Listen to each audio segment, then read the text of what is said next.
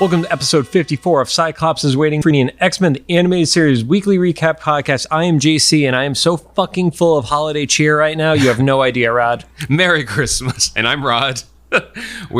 Technically, we are recording this because, I love to timestamp these episodes. You really fucking do. We are recording this technically on the final day of Christmas. Historically, January 6th is the last day of Christmas, and I think it was when Christmas originally was before the Gregorian calendar. That's why there's 12 days of Christmas. You're not wrong, and I can't give you a hard time for it. So, Merry Christmas. You're going to hear this about a week before Valentine's Day, but Merry Christmas. About that, yeah. Cyclops is Waiting for Me is our weekly recap podcast where we're going back and watching every single episode of the original 1992 X-Men the Animated Series in the original intended script order, building up to the release of X-Men 97, coming to Disney Plus this year. Hopefully, fingers crossed. We've heard not much else about it. Yeah, we're going to have to change the intro when we get through the end of season 5 because we're going to be watching stuff other than X-Men the Animated Series. Yeah, and just general stuff. We've been talking about some other stuff, like just like recapping things with various people involved with the show that aren't necessarily specific episodes and various themes and stuff. So yeah, if you have ideas, tell us. What do you want from us? Aside from me to watch Pride of the X-Men, which will happen. Some quick reminders, we're a recap show about a series that came out now over 30 years ago. There are going to be spoilers, and if you don't want it spoiled for you, pause the podcast, watch the episode, come back. We will do our best to avoid mentioning anything about future episodes that we have not yet covered, and we are not affiliated with Disney or Disney Plus in any way, shape, or form, so our thoughts are ours and ours alone. Yep, and at this point, we're actively trying not to get sponsorship. It's really easy to say we're actively trying to get or not get sponsorship once we've already killed any chance of them sponsoring us. Yes, totally. Don't forget to follow us on social media at Cyclops IWFM Pod on Instagram, TikTok, Twitter, and Facebook. Of course, make sure to follow us on all your favorite podcast services. Also, thanks to everybody that's listening to us on YouTube. That was kind of unexpected. I mean, we put it up there so we expected people to see it, but we were hopeful. Okay, hopeful, yes. So it was nice to see you there. Shout out. It's a Christmas miracle. Right, it is. So it's in February. It's nice to see you on there. We're going to try to do our best to keep up with comments, and also anybody that's still on TikTok. As of right now, we're like around like 800 followers or something. There might be more, or I guess if I do bad enough, less. Just kill it. Yeah. And also, I am not commenting as much on there. I'll try my best. Someone complimented on how much I was commenting up until the argument started, because I don't know anything about the argument stuff. We need to talk about the arguments after this recording, because I'll give you some shit. Yeah. And finally, we record these episodes in batches right now, so if we're reacting to any news about the upcoming series, we'll be a few weeks behind. And right now, all we have is hearsay. The closest thing we had was the thing I mentioned last week that is like trash. It's on the line, but we'll see how it ages. It's trash. Now on to the show. Today we are talking about season 4, episode 17, entitled "Have Yourself a Morlock Little Christmas." Actually, sorry, "Have Yourself a Morlock Little Xmas." They actually don't say Christ. Yeah, well, despite the fact that other episodes have definitely talked about Christ. Yes, but I guess Xmas makes sense. Yeah. X-Men. It aired on December 23rd of 1995, so it literally aired the day before Christmas Eve, which that's good timing. Yeah. And it sits at a 6.2 star rating on IMDb. In previously on X-Men, the making of an animated series, Eric Lewald does address the best laid plans and talks about how, according to the internet at the time when he wrote the book, it is one of the least liked, if not the least liked episodes. That's weird because it wasn't bad. I like this episode. I legitimately we've talked about it. There's certain episodes that we don't remember, especially from the later seasons when we were starting to get into like middle school and high school and not watching as much stuff. I remember watching this episode multiple times, and I always had like positive memories. Like it's not the Dark Phoenix saga, but it still was good. I think maybe some people's problem with it is it didn't fall in line with the serialization. Like it didn't forward like any of the other big like story arcs or something, besides maybe the Morlock thing a little bit. Right. But like this was very in line with, if there's anybody younger that's listening that doesn't remember this era, that when these shows would have Christmas like holiday specials. Yes. I guess the closest thing that's still surviving is like the Treehouse of Horror on The Simpsons, where they're kind of like separated from the canon in a little bit, or at the most that they're not really concerned about the current story. They'll like take a sidestep, do a little Christmas story, and then come back into it. Fair. Eric does acknowledge that, usually these one-off Christmas episodes usually work best when it is tied to comedies as opposed to a superhero action story. All that said, for years, Marvel would do holiday special books, and like even still around Halloween we get those, definitely. But I remember there being Christmas specials in Marvel Comics and such for a while. There was a recent Spider-Man issue that was like literally set in the month of December, came out in the month of December, and it was talking about like Christmas shopping and stuff like that. So it's not an unheard of thing within the superhero world. There's a Spider-Man Christmas album that all the different Spider-Men from the Into the Spider-Verse movie, right? They all sing different Christmas songs. I don't want to hear that ever. Pretty hilarious. You know, the wild thing is, I forget what he sings or if he sings on it. Jake Johnson sings on there. It's hilarious. The kid who voices Miles Morales, like legitimately good. Like it's a good song and he's great. He kind of spoils the joke. So we have a funny joke that actually kicks in right at the beginning. It starts off, especially as the music guy. Yeah. Did you pick up on the disconnect of the song and then the song they're singing? Yeah, it started off with, if I remember right, Hark the Herald Angels Sing. Yep. And then went into like a really out of tune Deck the Halls. Yes. And it did it twice in the show. So at the very beginning, definitely. Right, but that was absolutely the wrong song for what the background music was. Granted, they made the joke about like, oh, Scott's a terrible singer and he's the one who's ruining it. But it was also like, those aren't the right songs. So the lyrics and the melody just didn't connect in any way, shape, or form. I was so confused by that. It's weird because if I remember right, it would have made more sense if it was like what you described, where it just like was one music and then everybody singing something different on top. It started that way, and then like the music, I think if I remember right, the beat was different than what they were singing. It started going into Deck the Halls as they were singing it more, and I was like, why? But it was in a different key. It was weird. It was, you know what I attribute it the most to? Have you ever been to like a wedding or somewhere where there was a shitty DJ and they're trying to mix the beats and it's thunk, thunk instead of actually hitting the beat at the same time? That's how it felt for me. And maybe that's like my one spot of music background where I like, that's where I was identifying it. But I don't think I've ever been more triggered by Christmas music that was not Mariah Carey. No, that somebody's gonna make that fan edit of All I Want for Christmas Is You opening up this episode. Yeah, we need fans for that first. But we go inside and it's Scott, Jubilee, and Rogue, and they're trimming the tree, and they call Wolverine over to sing. Can you even imagine Wolverine singing? So here's the funny part. According to Eric Lewald, Cal Dodd, who is the voice of Wolverine, is a professional singer. Oh. And not only that, but he has a Christmas CD. He literally is singing like Jingle Bells as the first song on there. I'm definitely looking this up as soon as I get home then. Yeah. That's amazing. But yes, so the voice of Wolverine is actually an amazing singer. But he refuses. I guess in the isolation of this episode is just because he's grumpy. Yes. In connection with the previous two episodes, he has had a lot of trauma. But also, did you notice that what they called him? They didn't call him like the Grinch. They didn't call him Grumpy. They called him Grumpus, which... Is it Krampus? That's what I was like, wait, is this an early reference to Krampus? Because when I was a kid, I don't remember ever hearing about Krampus. Yeah, like that was not until we were in like college, probably before that became like more zeitgeisty in the US. Yeah. But it was like the Grumpus. What else would the us be? Because there's not another thing that sounds like that now. Unless it was like a generic, or maybe it was that it was understood in like the writers who were older than the kids, you know, and it's kind of like the Rodney Dangerfield jokes and stuff. Yeah. Oh no, totally. I don't think that was even meant for the kids, but like it was like, oh, were they actually making a Krampus reference? Yeah. So it was like, this was a very interesting start. It was loaded with very cool moments to the show, aside from the horrible beat mixing of the audio. Yeah, and then Jubilee's excited because he's like, it's my first Christmas as an X-Man. And we were both like, all 4 seasons have been 1 year? Yes. So that's why in the previous 2 episodes where we started alluding to how long has it been and what age is Jubilee, because you're like, oh, well, if she was 13 when it started, then she has to be like 14 or 15 now. That means the absolute oldest she can be is 14. Because if she started as a 13-year-old, let's say she started at that mall on January 2nd of that year, this means she's only been an X-Men for 1 calendar year. And you know, at most, shouldn't be surprised especially because this was X-Men 92, right? 92. Okay, now this doesn't make sense because the next one's in 97. So I guess we are going to have a time jump. I don't know.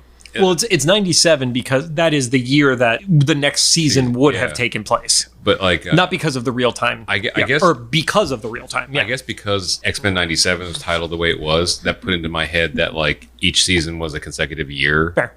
You know, like 92, 93 and stuff. But it's just wild to think all this shit happened in a single year. Like all these, every single X-Men should be in therapy right now. Yeah.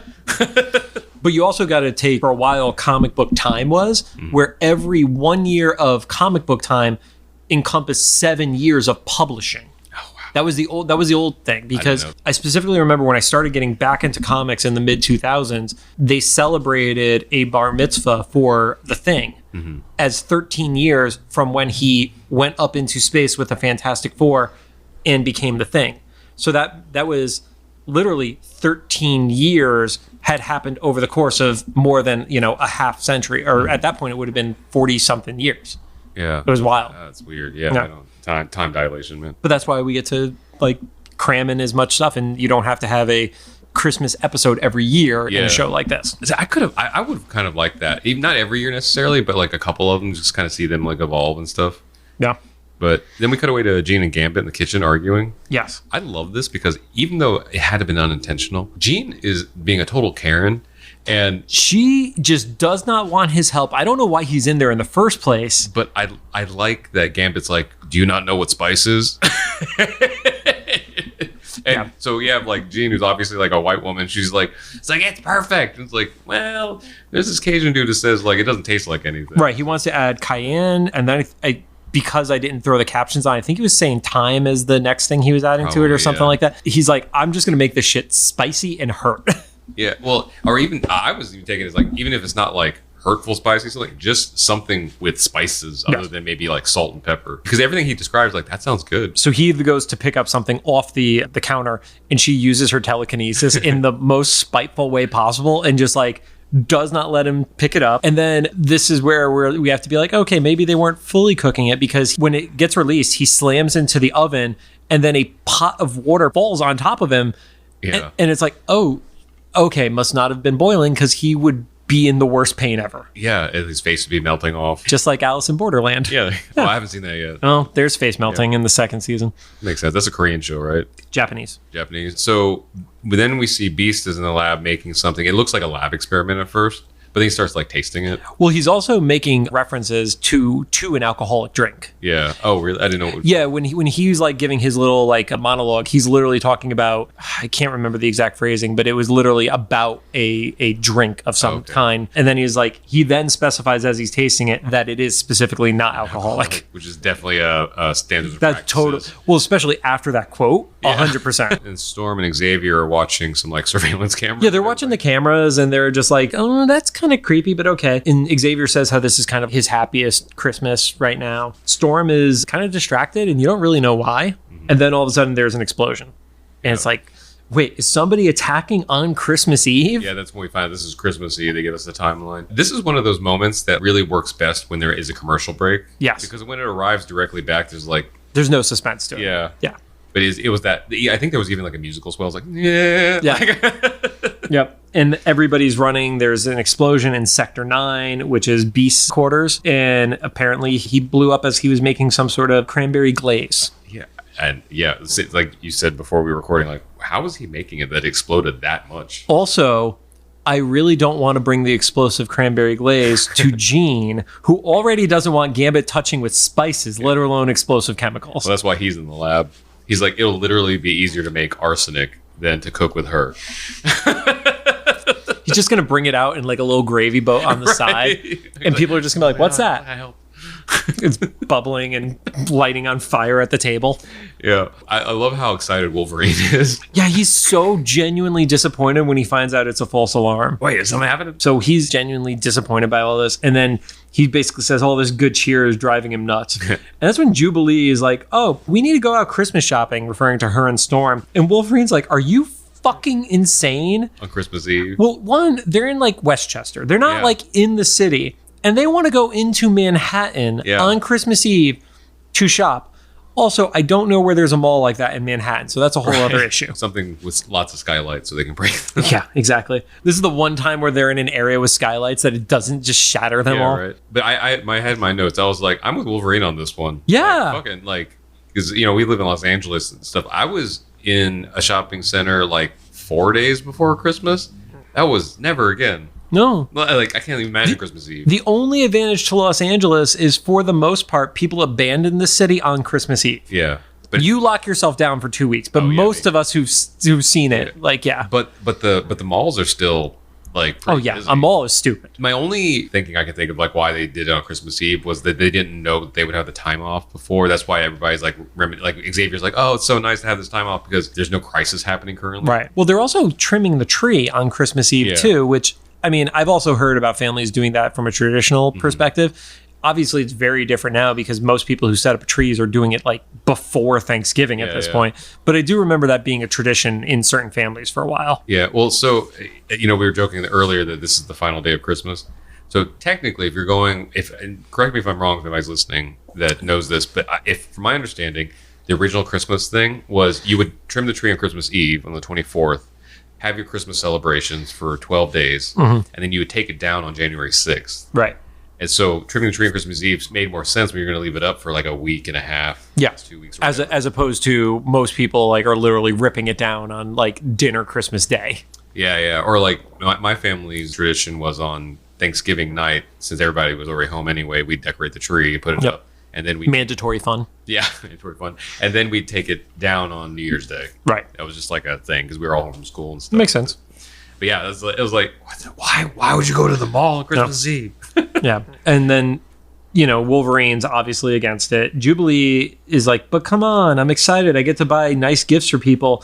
And that's where she goes, come on, Wolfie. Yeah. And she gives him the little gut punch on top of it of it's her first real family during Christmas. And it's like, fuck this fucking kid. Yeah. She's like, you've defected at least 3 times this year alone. So it's true. He actually has. Yeah. So you owe me this. Right off the top of her head, went up to the Arctic for some reason, Japan, and I'm sure he ran away another time. Yeah, when he was in the desert meditating. Yeah, in Arizona. But then there was also the Alpha Flight stuff, right? So it's like he's like just randomly like left like maybe 3 to 4 times. Yeah, in 1 year. Yeah. Yeah, or less than, because maybe this started in June, which truncates it even more. Oh God. So they end up in the mall. And then a woman decides that she needs to give Wolverine a spray of cologne, which I agree with his perspective on this. She sprays it directly in his face. And then I actually had a flashback to One Man's Worth between him and Storm, because he like literally is like rearing back like he's going to hit this woman. And Storm is like, Wolverine. Oh, yeah. And it was like, wait, was that like a little yeah. They still have the same behavior. Yeah. And also for him, because we already know that his sense of smell is like very like animal. Oh, yeah. So it has to be 10 times stronger. Yeah, he has to be like dying. I do like, at least the times I've been in the mall, like the last few years or whatever, it's been less like that. But in the 90s, it was aggressive like that. I've seen them be aggressive, but I've never actually seen them spray somebody without at least getting them to say yes first. I haven't seen anybody get sprayed directly. I do remember when I was a kid, them spraying like in the air all over. Oh, that still definitely happens. That still happens? Yeah. Oh, God. It's just like, so. Yep. It all meshes together. Yep. But Storm luckily saves that woman's life, even though she, of all people, probably doesn't deserve it. And they end up going to Rockefeller Center to skate. Again, on Christmas Eve sounds ridiculous. Awful. Absolutely awful. Sounds like the worst thing on the planet to do. When I lived on the East Coast, we would go to Rockefeller on Christmas Day. And that actually, surprisingly, not too bad. I think it's because most people are home. Right. You can't necessarily skate because a shit ton of people want to skate. Right. But the center is pretty... like you can do it and you can go to a Broadway show and it's not crazy, but I feel like Christmas Eve is like a whole other. So weirdly enough, in the past 2 years, there have been 3 comic book related things at Rockefeller Center for me. One being this episode here, one being Hawkeye. Yeah. And then in the recent Amazing Spider-Man Dark Web series, which is out right now, it's him, Iceman, and Firestar literally fighting a demonically possessed version of the Rockefeller tree. Oh, wow. Oh, there's a whole thing. Okay, yeah. It's like, I'm not going to ask for an explanation on that. It sounds like a long story. And then everybody gets mad when Iceman freezes the tree. But they're skating, and all of a sudden sirens pop off, and you could tell there's excitement from Wolverine because he literally says he could smell trouble. Yeah. And you can't hear it. We don't hear it yet until after he says that, and then the ambulance pops up, and then it goes through that overhang and ends up flying towards the ice with a bunch of people on it. So you mentioned Hawkeye. To me, like this was very reminiscent of one of the scenes in Hawkeye. Yeah. Where like a vehicle crashes into Rockefeller. Not an ambulance, though. Yeah, not an ambulance. And also the Hawkeye one, arguably one of the most horrific moments for me in the MCU was that the owl. The owl in that car, like that's horrible implications. Yep. God, I'm so sad that they didn't give us that post-credit sequence and make it official. Yeah. But Storm is able to luckily not be skating and saves it by calling Wind, her go-to savior. And the ambulance lands across. Wolverine picks up Jubilee and skates over. I don't know why he picked her up, because she seemed to be skating fine herself. Yeah, and he seemed to be the one having problems with anything. I thought he was just like... He was just grumpy. He was just grumpy and going slow, and then a few kids almost like bumped into him. I don't think he had a problem skating, though. He is Canadian. Yeah. But I still don't know why he picked her up. Yeah, I guess it's just like instinct. So we find out that it's two of the Morlocks that are in the truck. Ape in particular is there. He's the driver. He rips off the back door and starts grabbing medicine. And Wolverine just goes like full on judgy as fuck. Yeah. I didn't realize from the last encounter how much Wolverine really hates the Morlocks, apparently. He's a little racist. Because he calls them like filthy or something. He talks about like gutter trash and smelling them and stuff. I was like, okay, damn. The cops are to arrive. Ape is trying to run with the medicine that he picked up. And, you know, he lets them know it's like, oh, Leech is sick. And that's when, if you hadn't remembered who Leech was, Jubilee gives you the helpful reminder of, oh, the little kid. Because, you know, some of these times, like, we don't know if somebody is small because of a mutant ability or a power or what has affected them. But it's like, no, he's literally a kid. Child, yeah. I'm very sad in X3 that he was just a normal looking kid. Yeah, that didn't have the telekinetic powers. I was okay with him not having the telekinetic powers, because I'm pretty sure those don't exist in the comics either. Yeah. But basically, they tried to take Leech to a hospital, and you see some nurses tried to, you know, administer some sort of care to him, and it zapped them because Leech was literally leeching their energy. Yeah. And they get rejected from the hospital, which is really, really fucked up. Yeah, that's harsh. But I guess at some point, like, he's causing more harm. Then they actually say, like, well, Storm, like, where were you? You were supposed to be our leader during all this. Valid. Right. Because we haven't seen them in a while. Like, the last time we saw them was the Lady Deathstrike episode. Yeah, it was with the basketball court thing, right? Yeah. The video call. And I think they said the same thing. They're like, where the fuck are you? That's a direct quote from the show. Yeah. No, where the fuck are you? It's Leech saying it. Yeah. Oh, he's really cute. Where the fuck are you? Yeah, it goes over real well. Storm is able to distract the cops by, you know, putting some snow in place, and they all start to run towards the sewers, and Jubilee is like worried about the presents falling over.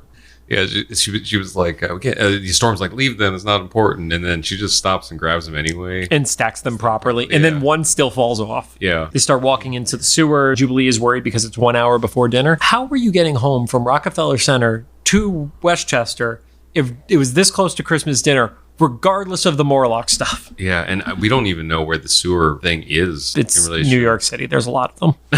Well, I mean, the Morlocks, like, portion of it. I probably somewhere between Rockefeller and Grand Central. I think that, they want to be near the commerce. It's funny because, like, normally I would be kind of critical of something like that, but this is kind of like the Hawkeye series that happened during Christmas. There's these little like Christmas special tropes. So they have to add like the ticking clock things. They're like 1 hour till dinner. It's like, okay, like now we got They get to the area with all the Morlocks, and Callisto immediately snaps at Storm, which again, don't blame her. Yeah. Because let's assume that this happened in the first quarter of the year. Yeah.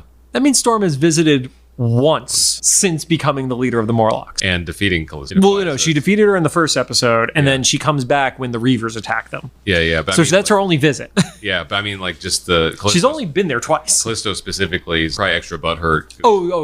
You're not talking time frame. You're just talking about, like... Because she got beat. Yeah.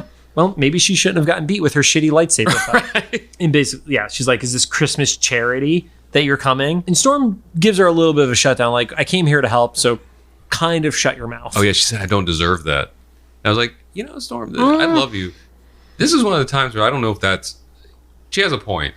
Yeah. So you deserve a little bit of it. Not right at this moment. Not right now. You guys can fight after you've taken care of the sick kid. Yeah, which is the point that Storm makes. She's like, we have to put our differences aside because this is happening. They're like, agreed, and they shake hands. You see a little bit more of the tunnels, and you see, like, Rod and I both wrote this note down that they literally have the Charlie Brown Christmas tree. Yeah. Which was the Charlie Brown tree? Was the ornament broken on it in the Charlie Brown version? I don't think it was. Yeah, because this one was not just the tree that's falling over with a single ornament, but it was like broken. Yeah, because a bauble as well. Because they probably got it out of a dump, or Leech specifically got a dumpster or something. Right. Charlie Brown Christmas tree. No, it's not in a coffee can, and it doesn't have Well, I knew it broken. wasn't in a coffee can. But everything else is pretty much spot on. It's just like if you grab the Charlie Brown Christmas tree out of the garbage is what it looked like. Right. Which is extra sad. Storm tells Wolverine to help because he has experience with field medicine.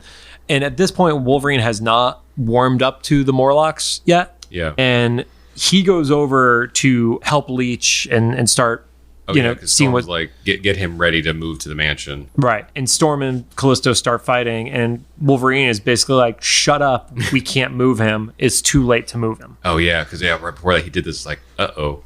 Yeah, he gave the Yeah. His pulse is too low to travel. He probably won't survive it. Right. So at that point, we meet Mariana. Any knowledge of Mariana as a character? I don't know her from X-Men stuff.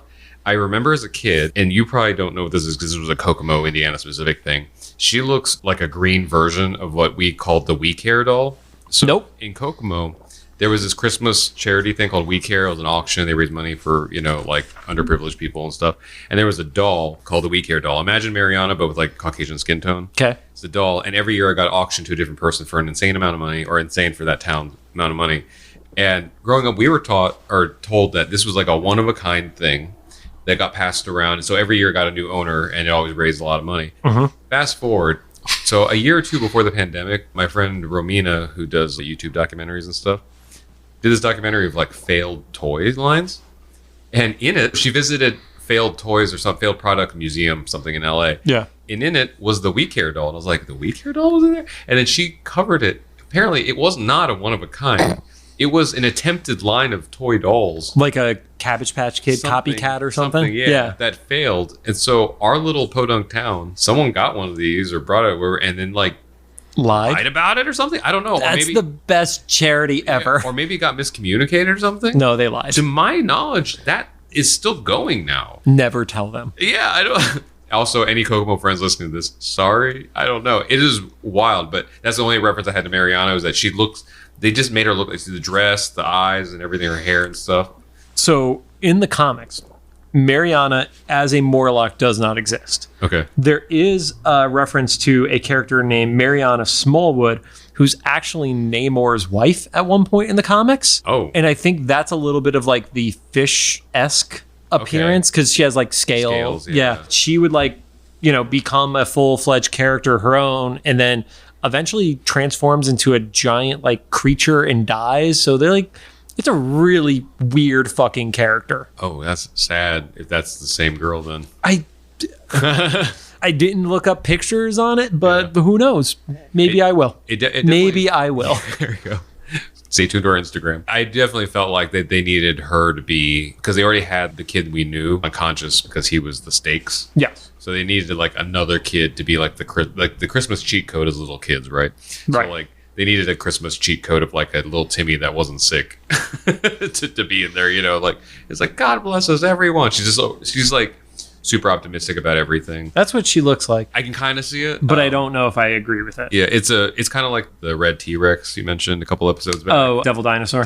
It's like that one I'm more convinced of than this. But it's still like just vague enough that it might not be. Like they could claim it wasn't. Like the big eyes and everything like that. That does sell it a little bit more, the eyes. Then that would kind of make Oh yeah, and she's with Puck. Oh, well, there you go. Yeah.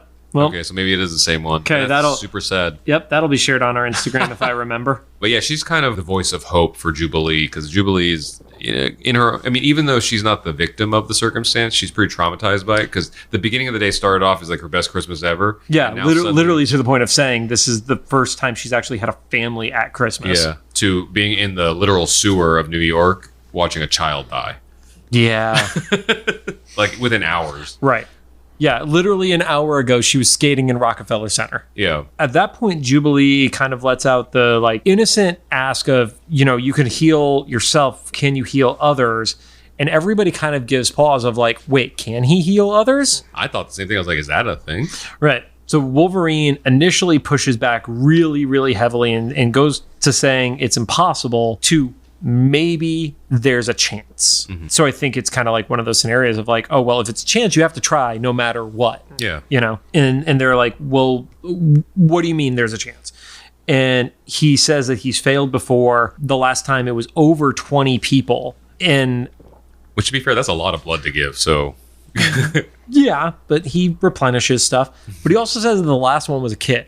So we kind of also here get a direct reference to a kid dying, which, again, dark as shit for Saturday morning cartoon and a Christmas episode. But he does say that it has worked twice and once was a long time ago. Mm-hmm. And legit, saying this because I don't know if we ever revisit it, I'm curious who those two are. Right, yeah, that would be an interesting story to continue in X-Men 97. Or flashback. If it's in the final episodes of this series. I glanced over those to let Shawnee, who missed the last episode, know what she could pick. My guess is not, based on some of the titles. But Fair. Who knows? Maybe they could mention it. No, unless it's in maybe the Old Soldiers episode, which I'm pontificating without saying anything more because I don't want to. Yeah, I don't remember anything, but maybe. We'll talk about that after the episode. So Storm orders them to get in touch with Beast and have Rogue fly him over. And then you get this moment where when Storm is trying to get everybody going, Wolverine drops the blame on her for not being there. She was supposed to be looking after the Morlocks. Mm-hmm. And she kind of has to take it. But she's like, but also, if this was your kid, would you still say no? And because Wolverine's dilemma is probably he doesn't want to be the source of another failure. Right. But because he's worried about what it's going to do to him if he fails.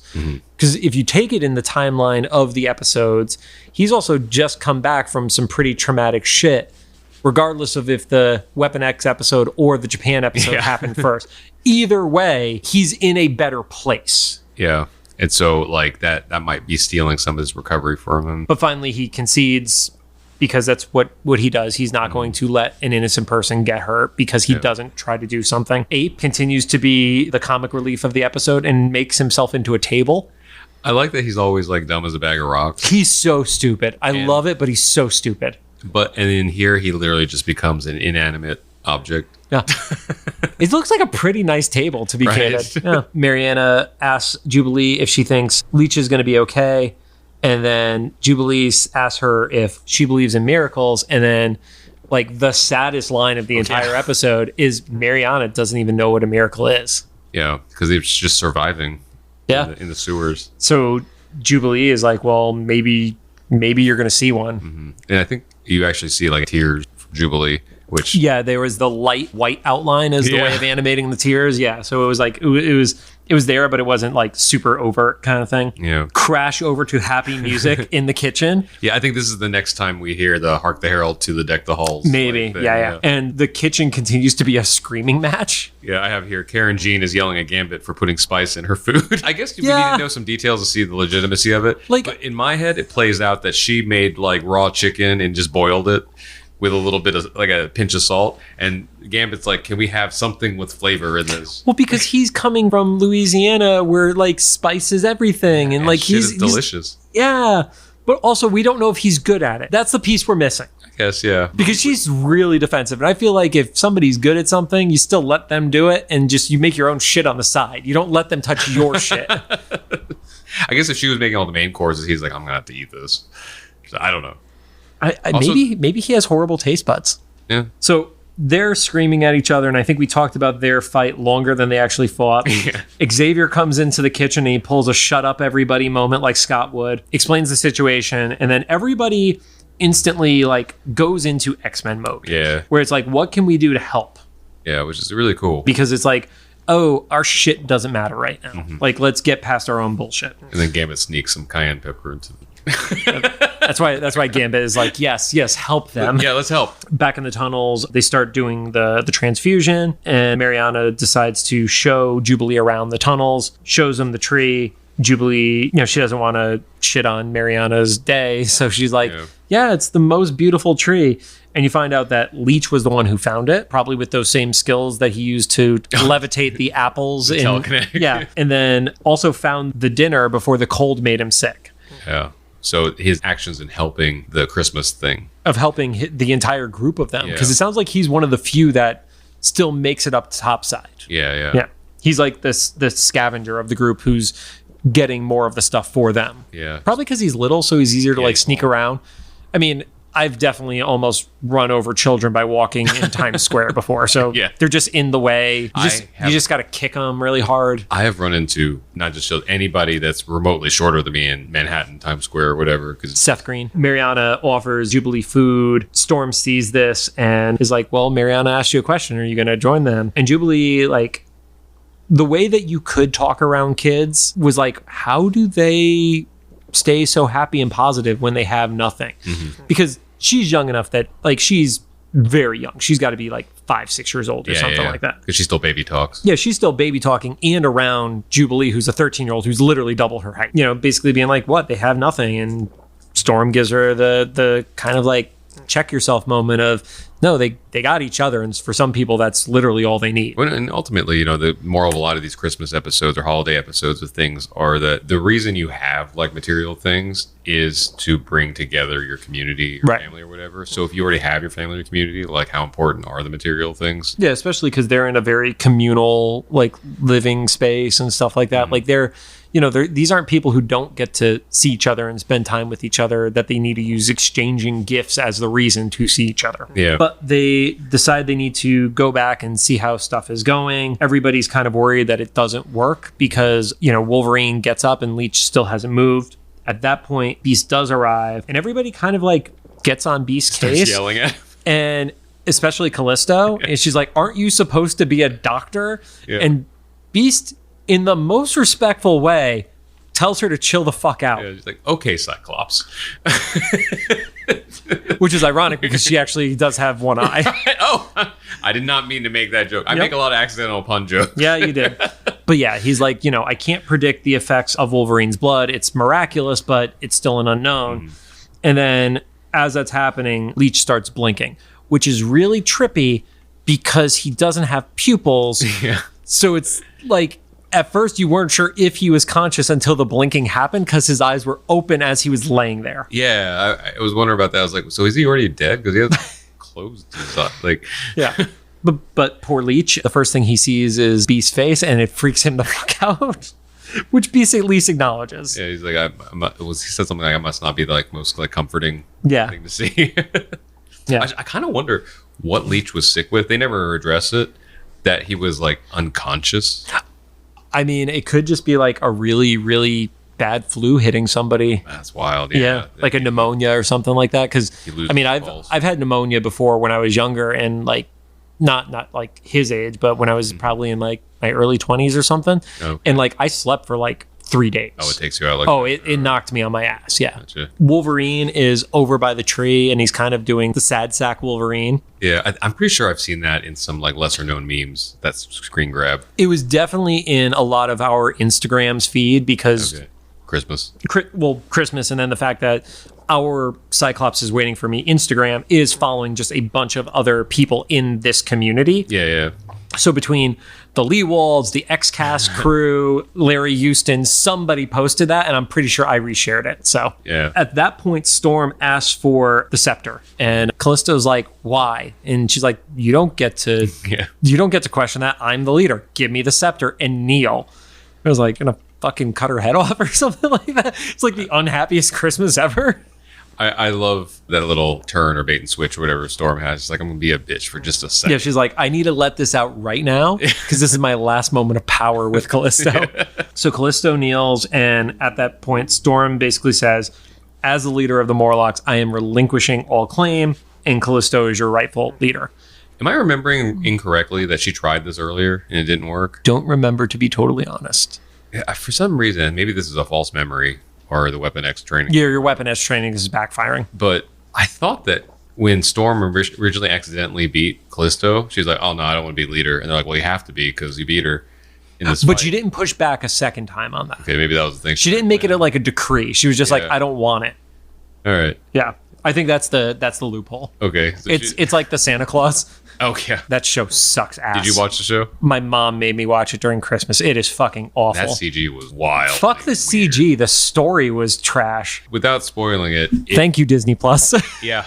Thanks for sponsoring us. If you loved the first Santa Claus movie, Stop there. yeah, well, this series undoes probably the things that you loved about the first movie. Not even just like how it executed, literal story points. Yeah, it does have literal story points. So just a forewarning out there. Also, Tim Allen puts really weird conservative points into the script where it doesn't need to be. Just random. Anyway. But there's the League of Santas. That was actually the most interesting part. It's not good, but it's there. No, it's not good, but I like that he was traveling through the Yuleverse and discovered Krampus. Like, I thought that was pretty funny. Right. Wolverine, because now it's a little bit more of a positive moment, makes a joke about giving blood, which if you've ever given blood, they usually give you something to drink, which is orange juice and cookies to give you back your blood sugar. It's so funny because I do remember that line. Yeah. And I didn't connect to the blood donation thing. If you ever donate blood, you are almost always given sugary stuff to help you. So funny thing, I don't know. I haven't tried since, and I probably can now. Growing up, I was never allowed to donate blood because my mother, when I was really young, had one of the hepatitis or whatever. And there was some, at the time, stipulation that if you're in a household with... Oh, just from being in a household. Wow. Yeah, with them, then you couldn't donate blood for X number of years. Right. And then anytime I would like... Well, thankfully, you're old as fuck now. Yeah, right. And also, I have like, I can't stand the sight of my own, any blood, let alone my own. And so even when I have to get blood drawn for like medical stuff, I tell them like, I know I'm like 40. I'm going to look away and you just tap me when you're done. Because I have to not know this is happening. Because I'll like vomit all over this place. Perfect. But I do want to, I think it's important. So in the past when I've tried, do and then, well, you know what, last time I tried, this was still a long time ago, so I should try. I hadn't lived with my parents for years, like a decade or whatever. Like, okay, finally I've cleared that time or whatever. And then I got there and they're like, you've had a tattoo in the last year. So now you can't do it. I was like, all right, well, this is just a sign because I have an aversion to it and they won't let me. So I just... I'm just going to punch you in the face repeatedly and we're going to let it soak into a towel. There you go. But anyway, so I think like I didn't connect that because you've never gotten to that point. I never got the orange juice and the cookie. I just always had to leave the donation center. Right. But then Ape is also excited for it, which just proves that he's just the doofus of the episode. Well, he was at table for like an hour. But he didn't even have anything. He's like, I just want a cookie because they taste good. Yeah. Well, he held up Wolverine. Wolverine makes sure to thank Leech for making it, which I thought was Wolverine having a vulnerable moment, but it was the good kind of vulnerable, not like, oh, my world keeps shattering every other episode moment. Yeah. Like he's actually on a good streak now. Yeah, he made out with the girl in Japan and probably more. Merry Christmas.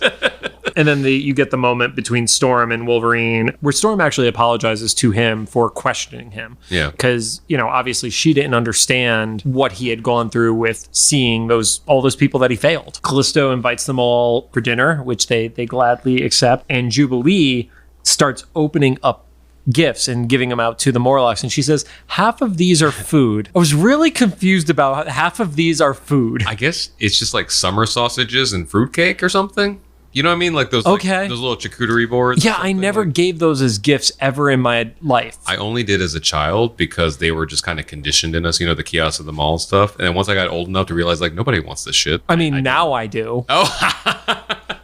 Because now I'm hungry again. Yeah. Yeah, the Pepperidge Farm thing. Yeah, I guess that just wasn't in our, the Italian family. We never did that.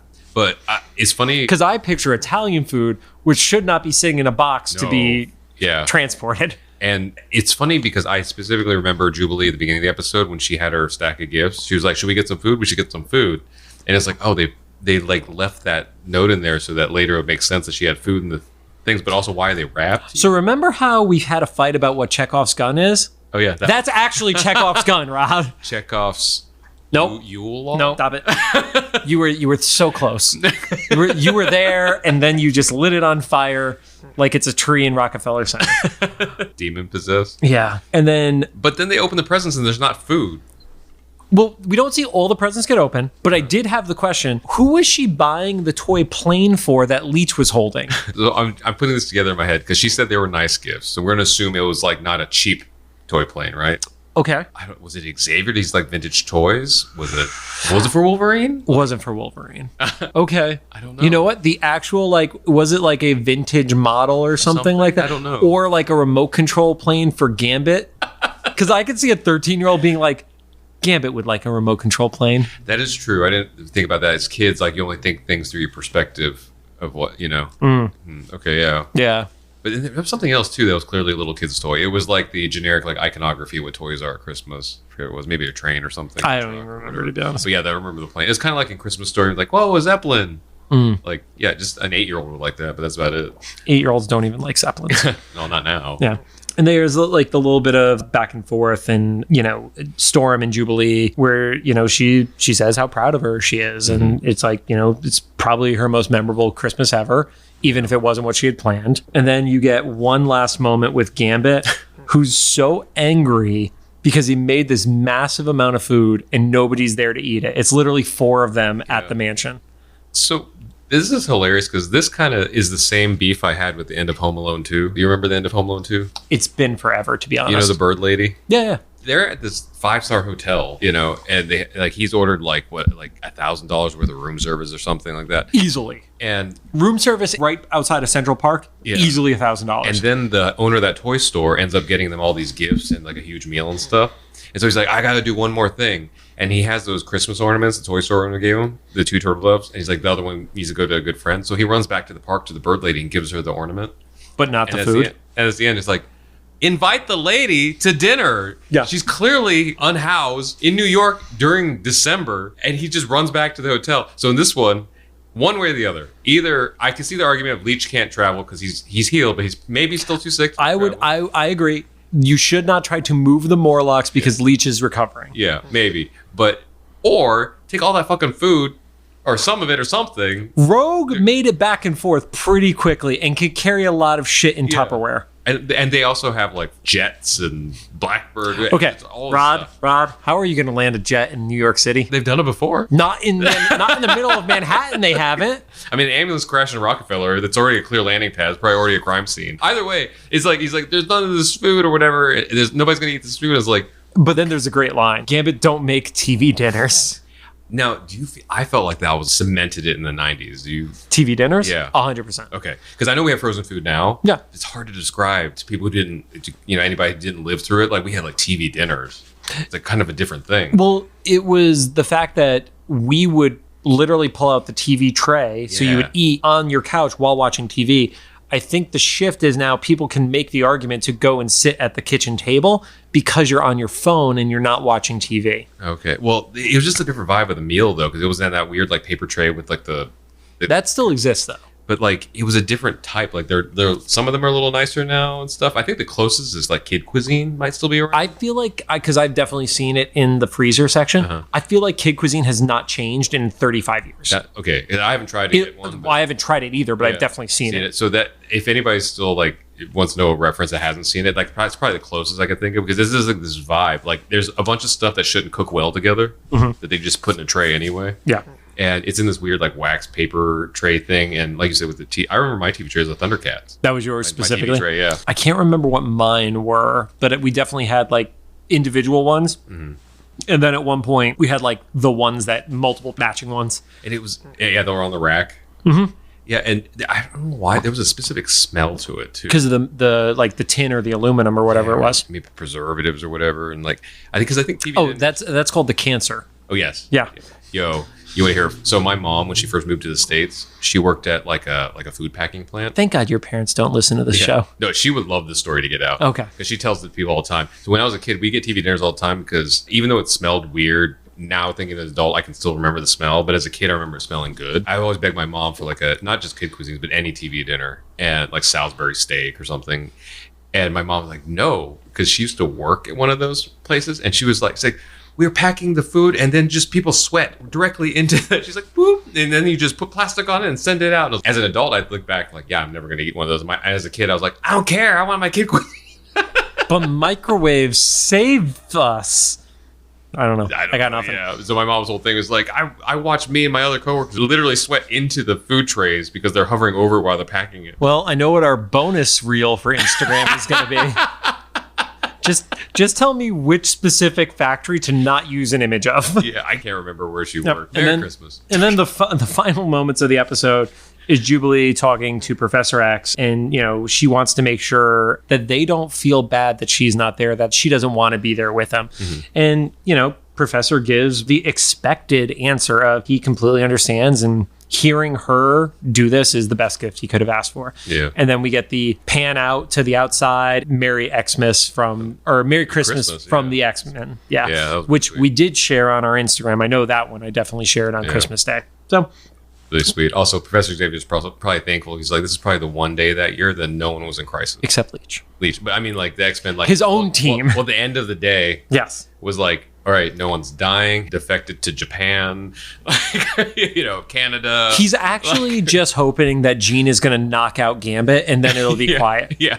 It's like Jean's not dying from some space radiation thing. I do love that for the most part, Scott has avoided the kitchen because he's like, I don't want to deal with this shit. Did he say anything in this episode? I think, well, he does the horrible singing and then he calls Wolverine a grump. Oh, that beginning part. Or no, he says that he hates fun. Specifically that Wolverine hates fun. And then I believe when they're arguing the second time, he's in there. I know he's in there. I couldn't remember what he said. But I guess, after that, he just checks out. Like, he's not really there. I mean, if she's going off and she's a psychic, do you really want her to read your thoughts right now? Yeah, he's like, nope. He like steps back. Nope. He's like, yep, love you, bye. Yeah. Because he's not lying. He's just getting the fuck out of it. Then he like walks by Gambit. He's like, don't tell her, but just sneak me some shit later. And then his head explodes.